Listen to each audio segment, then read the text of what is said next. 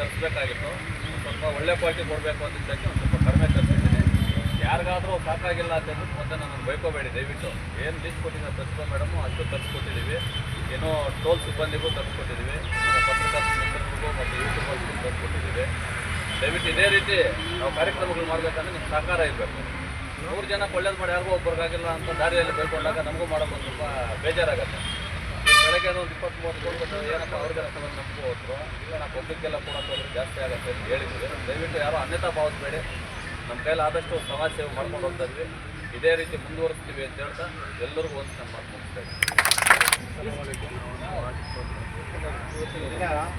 ಈ helmet programme ಲಂಗೋಳಿ ವೆಂಕಟೇಶ್ವರು ಕೇಂದ್ರ 15 ಇದ್ದು ಕ್ಲೀನ್ ಮಾಡೋಣ. ಎಲ್ಲರೂ ಈ ಡಿಸೆಂಬರ್ 1ರಿಂದ ಈ ಹೆಲ್ಮೆಟ್ ಜಾಸ್ತಿ ಸ್ಟ್ರಿಕ್ಟ್ ಪೊಲೀಸರು ಮಾಡ್ತಾ ಇದ್ದಾರೆ ಮಾಡಬೇಕು ಅಂತ. ಮತ್ತು ನಾವು 20-25 ದಿವಸ ಆಯಿತು ಇದು ಬುಕ್ ಮಾಡಿ, ಬರೋವರೆಗೂ ಲೇಟ್ ಆಯಿತು.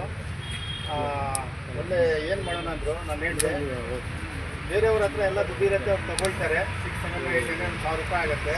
ಈಗ ನಮ್ಮ ಮುನ್ಸಿಪಲ್ ಆಫೀಸಲ್ಲಿ ಸ್ವಲ್ಪ ವಾಲ್ಮೆನ್ಸ್ ಇದ್ದಾರೆ, ಡ್ರೈವರ್ಸ್ ಇದ್ದಾರೆ, ಅವ್ರಿಗೆಲ್ಲ 1000 ರೂಪಾಯಿ ಅಂದರೆ ಅಮೌಂಟ್ ಜಾಸ್ತಿ ಆಗುತ್ತೆ ಅಂತ ಅವ್ರಿಗೆ ಕೊಟ್ಟರೆ ನಮಗೆ ಲಾಭ ಇರುತ್ತೆ ಅಂತ ಒಂದು ಮಾತು ಹೇಳಿದ್ರು. ಆಯಿತು, ಅಂಥದ್ದು ಪ್ರೋಗ್ರಾಮ್ ಮಾಡೋಣ ಅಂತ ಈ ಹೆಲ್ಮೆಟ್ಸು ನಾವು ಫಸ್ಟ್ ಮುನ್ಸಿಪಲಿಂದ ಸ್ಟಾರ್ಟ್ ಮಾಡೋಣ ಅಂತ ಮಾತು ಹೇಳಿದ್ದೆ. ಅವ್ರಿಗೆ ಒಂದು ಥ್ಯಾಂಕ್ಸ್ ಹೇಳ್ತಾ ಇದ್ದೀನಿ.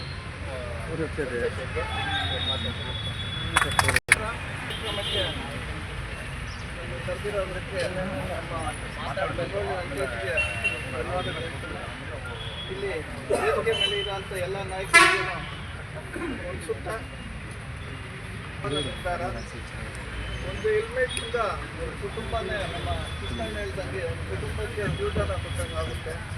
ಎಷ್ಟೋ ಹೈವೇಗಳಲ್ಲಿ ಹೆಲ್ಮೆಟ್ ಇರ್ತೀರ ಆಕ್ಸಿಡೆಂಟ್ಗಳಾಗಿ ತುಂಬ ಅಪಘಾತಗಳಲ್ಲಿ ಮರಣ ಹೊಂದಿದ್ದಾರೆ. ನಾನು ಹೇಳೋದು ಏನಂದರೆ, ಈ ಒಂದು ದಿನ ಈ ನಿರ್ಧಾರ ತಗೊಂಡಿರೋದು ನಮಗೋಸ್ಕರ, ನಮ್ಮ ಫ್ಯಾಮ್ಲಿ ನಾವು ಕಾಪಾಡ್ಕೋಬೇಕು. ಹೆಲ್ಮೆಟ್ ಇದ್ರೆ ಅಂತಿದ್ರೆ ಸರ್ಕಾರಕ್ಕೆ ದುಡ್ಡು ಬರಬೇಕು, ಸರ್ಕಾರ ಉದ್ಧಾರ ಆಗಬೇಕು, ಬೇರೆಯವ್ರು ಫೈನ್ ಕಟ್ಟಬೇಕು ಅನ್ನೋದೇನಿಲ್ಲ. ಏನೋ ನಮ್ಮ ಸಂಗೊಳ್ಳಿ ವೆಂಕಟೇಶ್ ಒಳ್ಳೆಯ ನಿರ್ಧಾರ ತಗೊಂಡು ಹೆಲ್ಮೆಟ್ಗಳಿಂದ ಇಡೀ ನಮ್ಮ ಕರ್ನಾಟಕದಲ್ಲಿ ನಮ್ಮದು ಎಲ್ಲೇ ಒಂದೇ ಒಂದು ಫೈನ್ ಕಟ್ತೀರಾ ಈ ಒಂದು ಮನವರಿಕೆ ಅಂತ ಎಲ್ಲರೂ ಹೆಲ್ಮೆಟಿನ ಯಾವ ಇವಾಗ ಈ ಕೂಲಿ ಕಾರ್ಮಿಕರು ಕೊಡ್ತಾ ಇದ್ದಾರೆ. ಆ ಒಂದು ನಿಟ್ಟಿನಲ್ಲಿ ಎಲ್ಲರೂ ತಿಳ್ಕೊಂಡು ಹೆಲ್ಮೆಟ್ ಎಲ್ಲ ಧರಿಸಿ ಎಲ್ಲ ಪ್ರಾಣಿಗಳು ಕಾಪಾಡಿಕೊಂಡು ಎಲ್ಲ ಕುಟುಂಬ ಚೆನ್ನಾಗಿರುತ್ತೆ ಅಂತ ಹೇಳ್ತಾ, ಎಷ್ಟೋ ಜನ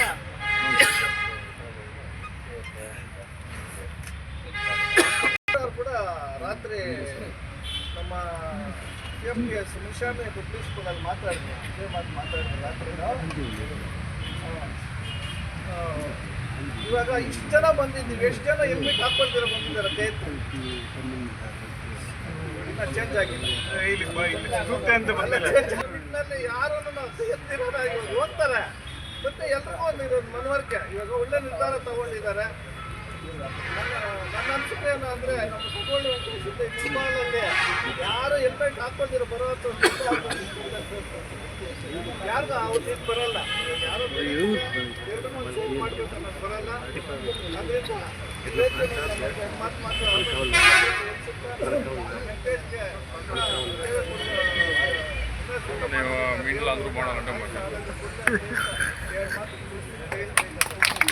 ಮಾಡಿ ಸಾಯಂಕಾಲ ಆರಾಮಾಗಿ ಬಂದು ನಿದ್ದೆ ಮಾಡ್ತಾ ಇದ್ರು.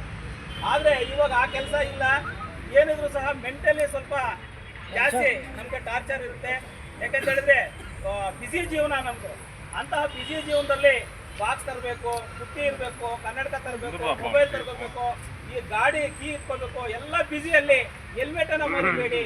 ಹೆಲ್ಮೆಟನ್ನು ಮರೆತರೆ ಪೊಲೀಸರು ಫೈನ್ ಹಾಕ್ತಾರೆ, ಬಿದ್ದರೆ ಆಸ್ಪತ್ರೆ ಸೇರಬೇಕಾಗುತ್ತೆ ಅನ್ನೋ ಒಂದು ಕಿವಿ ಮಾತನ್ನ ನಮ್ಮ ಪಾಲ್ಗೊಳ ಶ್ರೀನಿವಾಸ ಅಣ್ಣ ಅವರು ತಿಳಿಸ್ಕೊಟ್ಟಿದ್ದಾರೆ.